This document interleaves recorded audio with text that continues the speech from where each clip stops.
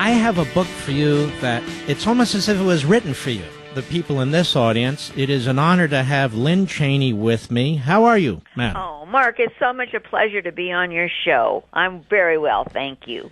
Well, it is a great pleasure. How's the family? I hope everybody's well. They are all well. In fact, Dick and Liz are here in New York doing something else besides what I'm doing, but they're staying. We're all staying together tonight, so that's terrific. Well, that's great. Now, you wrote this book, James Madison, A Life Reconsidered. This is a real book. What I mean by that is it's scholarly.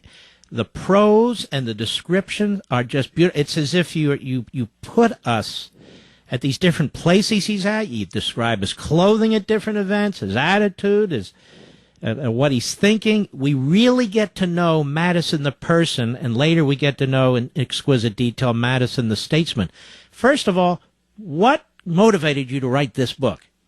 You know, I was on the commission for the bicentennial of the Constitution, and this was way back in 1987, and I was so astounded by his accomplishments, not just the breadth of them, but, you know, just the soaring heights that he achieved, and really puzzled that he was so little recognized among the founders for having been really as indispensable in his way as Washington was. So, you know, I thought about it over the years, I read over the years, and finally 5 years ago, I decided to really make the case for Madison as a founder we really had to know about in order to appreciate this country. So it took you 5 years, several years to really put this together, didn't it? Oh, exactly. Yes, 5, and you know, maybe even verging on 6. But it was not a burden. It was a labor of love. Mm-hmm. And I mean, you really put a lot of work into this book, and it comes across. All right, let's start because we're only going to have 2 segments here. Let's start. Tell us about the young James Madison before he got heavily into politics and government. Well, he grew up on a farm in Virginia. The Virginians didn't say plantation, but his father owned many acres of land. It wasn't the kind of grand lifestyle we think of, but in that place and that time, it was significant. He was a bookish boy. His grandmother took his education in hand, and he loved to read. He also loved the outdoors, and his whole life he would love to travel and be in the outdoors and writing. We have, I think, lost a sense of how vital a man he was because he was sick sometimes. He had what he called sudden attacks of the nature of epilepsy that suspended the intellectual functions.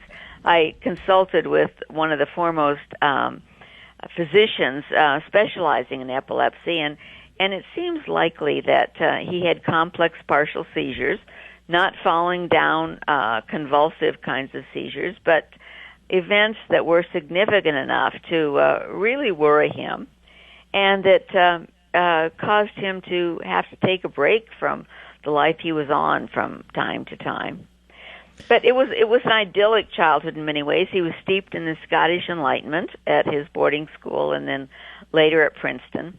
He was born at a time when it must have been very exciting to be born if you were, a brilliant young man, if you were drawn to the lessons that the Scottish Enlightenment taught about the individual importance of every person. And he took full advantage of every opportunity he had and had not only the philosophical genius to work his way through, but a real political instinct for how to get things accomplished. How did he come to be, even at a very young age, with many great men, surrounded by many great men, how did he come to be early on really a standout? He was thoughtful. He understood he planned a lot, didn't he? He was a strategist and so forth. Yes, and he could break through conventional wisdom. I was thinking of his first great contribution, which was when Virginia was writing its Constitution as the United States was breaking away from Great Britain. And Madison, when it came time to write a Declaration of Rights, the proposal was that the state should tolerate all sorts of religions. And Madison understood, was almost unique. He understood at the time that the idea of tolerance was wrong. It's not that there should be some large power in the state that tolerated the rest of us. Each of us has the fundamental right of freedom of conscience.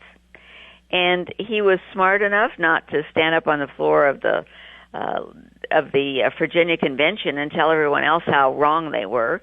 He worked through others, but he managed to put Virginia in the vanguard by getting a Declaration of Rights that affirmed that each of us has freedom of conscience. It's not something the state gives us. It's something that we are given by nature. Before I move on in this chronology, this is a tough question, or maybe it's not. Was there something, 1, 2, 3 things you learned about him that surprised you? How stubborn he was. You know, we think of the founders, and I don't know, this is just sort of the popular mythology. They all got along and they knew how to compromise, but not really. Madison was absolutely determined on freedom of conscience. After the new government got started under the Constitution, he was absolutely determined to be sure that it was a government of laws and not men. That meant that you had to follow the letter of the Constitution. You couldn't do what Alexander Hamilton wanted to do and, read the Constitution expansively and say, well, anything that's in the interest of general welfare is okay. You know, he was really attached to the idea that the Constitution was fundamental law. Mm-hmm.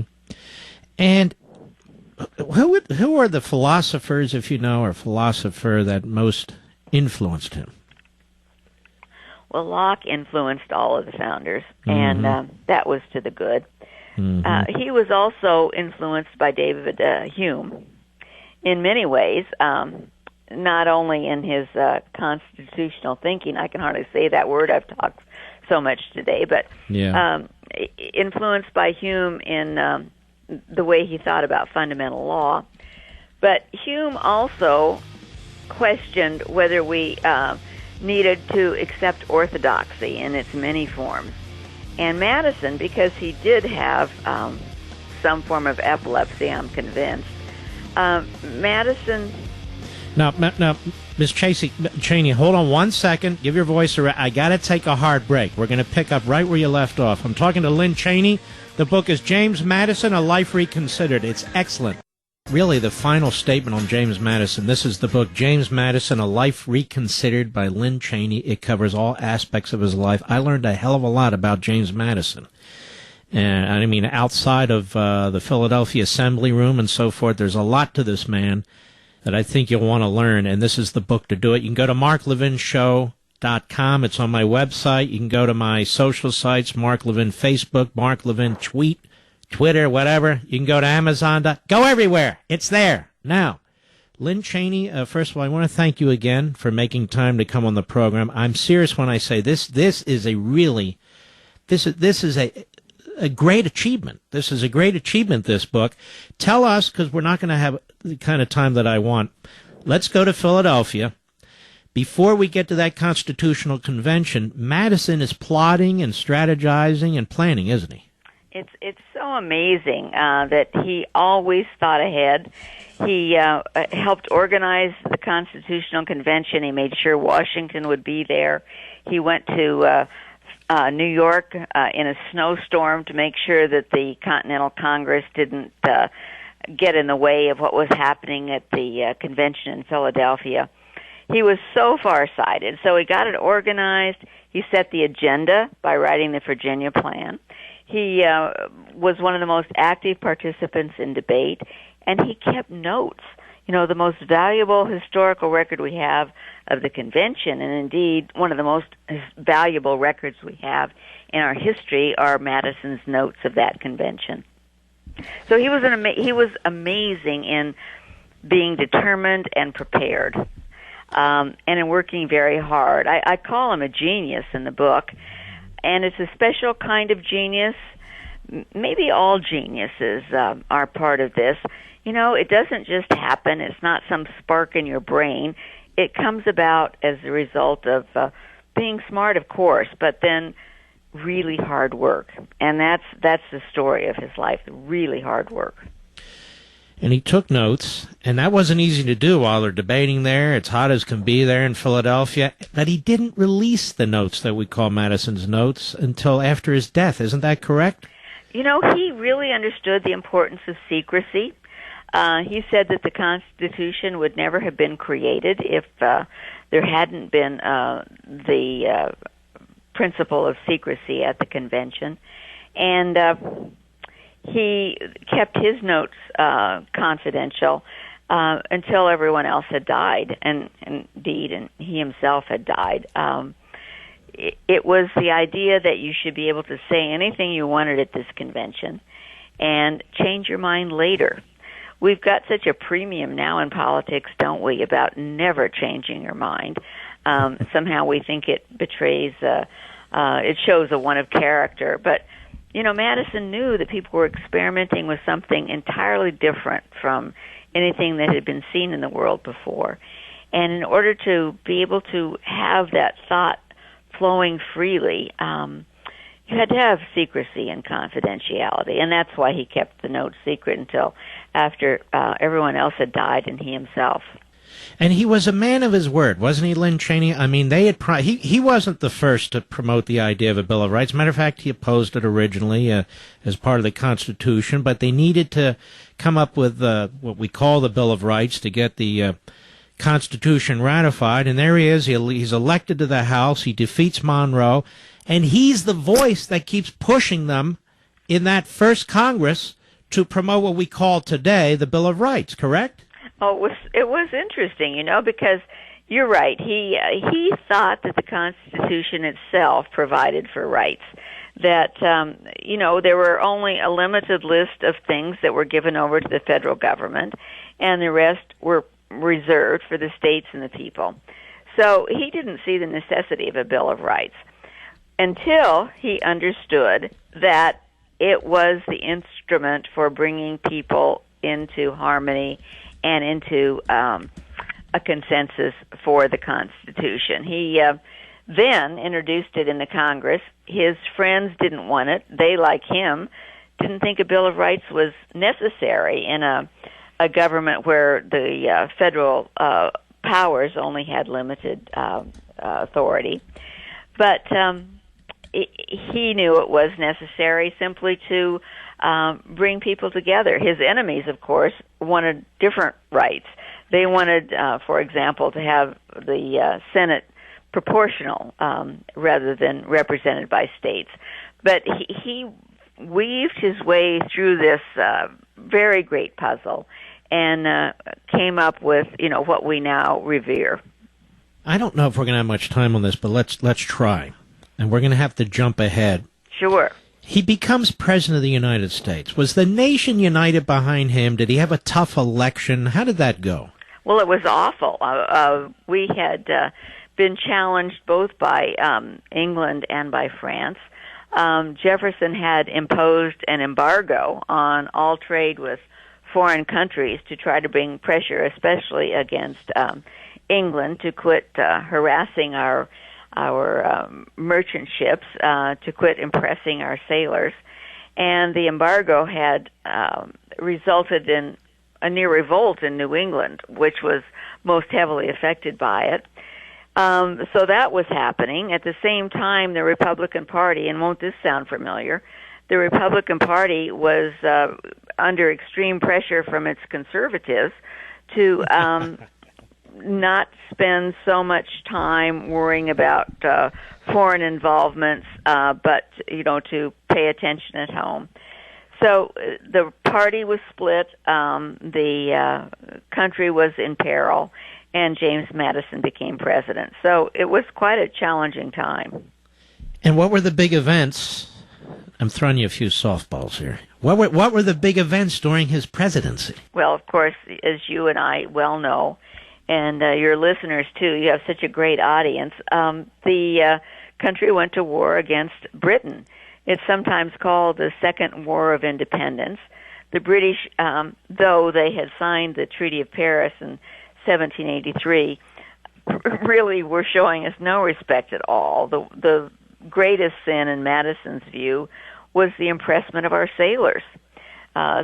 Ships would be stopped, and British lieutenants would come aboard American ships and just decide which of the sailors on board weren't really Americans but were British, and take them off to help man the British Navy, which was involved in a great conflagration with Napoleon and needed manpower. So it was a time when Madison really believed we needed to assert ourselves as an independent nation. And there was a declaration of war, and he did an amazing job of leading the nation through the First War under the Constitution. In his latter years, after he becomes president, after his terms are over and so forth, how did he spend them? Did he just retire and that was the end of that? You know, I think he did what a lot of ex-politicians do. He spent a lot of time organizing his papers. And Dolly was actually of great help in this effort. He understood that the notes of the convention were a national treasure, and he wanted to get those in order, and he wrote to friends to be sure that he had copies of all his letters.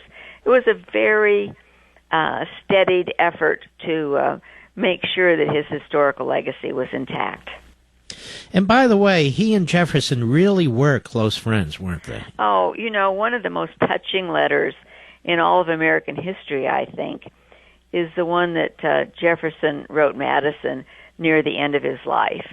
And both of them were in dire financial straits. Jefferson more so, but Madison as well. But Jefferson wrote Madison, and he said, "Take care of me when I'm dead." And what he meant was, help my historical reputation. Jefferson had tended to, be a little offhand when he spoke sometimes, a little careless maybe when he spoke sometimes. And, he wanted Madison to be sure. Sounds like you're describing me, by the way. Pardon me? Sounds like you're describing me. But no, but go ahead. Yes. Well, Madison said you have to excuse people of genius for sometimes speaking in large and round terms. So there you go, Mark. Uh-oh. I stepped in it. All right. Well, and Dolly Madison, how was she as a wife through all this, particularly in his latter years? Yeah. She was wonderful. He saw her in the street of Philadelphia, walking down the street, fell in love with her and on sight. And this is one of those amazing historical things. He had Aaron Burr introduce them. Mm-hmm. And Aaron Burr, Burr had been his classmate or had been in college at Princeton at the same time. Dolly just understood what was important then. Washington was a totally miserable place. The congressmen and senators were living in boarding houses. One senator said, we're stupefied like bears from talking nothing but politics from morning to night. And there were no places to go out in Washington. There was one club that specialized in rope dancers. I'm not sure. I think maybe that was tightrope walkers. But they had nothing to do. It was a miserable place. It was a brand new place. And so Dolly opened up the house on F Street. The Federalists came, the Republicans came. They learned to love the Madisons. And in those days, it was the congressional caucuses that picked nominees for the presidency. So she was undeniably of importance to him in becoming president. And plus, what a great story. She and he, it's one of the great love stories. Now, this is a little out of order, but I want to hit it before we go here. Madison and obviously in Hamilton and Jay, but Madison and Hamilton primarily author these papers that become the Federalist Papers. How did those two get along? Well, at first it was great. They were allies working on that important set of theoretical expositions of the Constitution and the country as it would be. They wrote at breakneck speed. I mean, it's just amazing to think you can create a document of such amazing historical worth, writing as fast as they did, sometimes finishing up an essay as the printer was already starting to set type for the first of it. So they got along fine then. What happened was once the government got started and Hamilton was really setting policy for the Washington administration, he had this view of the Constitution that totally shocked Madison. Hamilton believed that the government could do anything that it vaguely thought was within the general welfare of the nation. And when Madison saw that happening, he said, well, we might as well throw the parchment into the fire, meaning we might as well get rid of the Constitution if that's how we're going to deal with it. That was the great divide, and I see it today, don't you, between people who believe that government should have unlimited power to do everything for us and to give us what we need, and the Madisons among us who think that, we're a government that has given only a limited number of authorizations to the government and reserved the rest for the people. Well, Lynn Chaney, I can't tell you what an honor it's been for me and my audience to have you here to discuss this book. This is a seminal. I'm not kidding. I don't say this about most things. A seminal work. James Madison, A Life Reconsidered by you. I can see all the work you put into this. It is an absolutely marvelous book. I want to urge you in my audience, get the book. You can go to Amazon.com. Mark Levin Show Facebook, Mark Levin Show Twitter. It's on the Mark Levin Show website. So the millions of you listening, really, take a look at this. This man was magnificent. And Lynn Chaney gives him voice. And I want to thank you very much for coming on the program. But, Mark, you're being too modest. And one of the things I love about Madison is that he was a modest man. You have done so much to help us take the Constitution seriously. And I can't tell you how much I appreciate that. It's too easy these days to think that, the law should be whatever we think the law should be. And you have been so thoughtful about turning us back to that document and suggesting how we might strengthen it. And so I'm among your many admirers for that, and I thank you. Wow, you made my year. That's way too generous, but I really appreciate it. Well, thank you. And God bless you, and give my best to your family, okay? I will. Thank you. All right, you take care. What a classy lady, and smart. Smart. You got to read this book, folks. I mean, I really enjoy this book. I'm about 2/3 of the way through, and I'll probably finish it off this weekend when I have more time. But it is a really, really informative book, particularly if you're concerned about where this country is headed and you really want to understand this man and the Constitution. He played such an enormous role. So we salute Lynn Chaney for her work there. You'll see when you read it what a magnificent book this is.